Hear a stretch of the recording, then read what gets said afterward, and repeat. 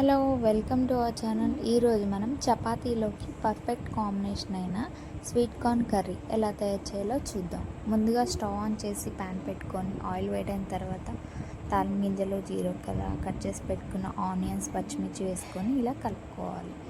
అంతలోగా మనం స్వీట్ కార్న్ని ఇలా ఒలిచి పక్కకు పెట్టుకోవాలి. ఇప్పుడు తాలింపులో కొద్దిగా 1 టీ స్పూన్ పసుపు వేసుకొని కలుపుకోవాలి.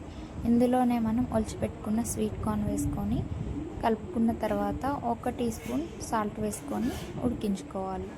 ఇది ఉడికేలోగా ఒక 2-3 టమాటోల్ని ఈ విధంగా చిన్నగా కట్ చేసుకోవాలి. ఇలా చిన్నగా కట్ చేసుకొని కర్రీలో వేసుకొని ఇందులోనే కొద్దిగా కారం వేసుకొని మొత్తం కర్రీని కలుపుకోవాలి. ఇప్పుడు ఇందులోనే కొద్దిగా అల్లం, కొద్దిగా కొత్తిమీర వేసుకొని కలుపుకోవాలి.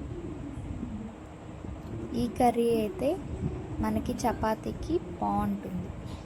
ఇప్పుడు ఎసరు కోసం కొద్దిగా వాటర్ వేసుకొని మొత్తం కర్రీని దగ్గర పడేంత వరకు ఇలా ఉడికించుకోవాలి. ఇలా దగ్గర పడిన తర్వాత కొద్దిగా మసాలా, కొద్దిగా కొత్తిమీర వేసుకొని స్టవ్ ఆఫ్ చేసి సర్వ్ చేసుకున్నట్టయితే మన స్వీట్ కార్న్ కర్రీ అయితే చాలా టేస్టీగా ఉంటుంది. ఈ స్వీట్ కార్న్ కర్రీతో మనకైతే చాలా ప్రోటీన్ లభిస్తుంది. అలాగే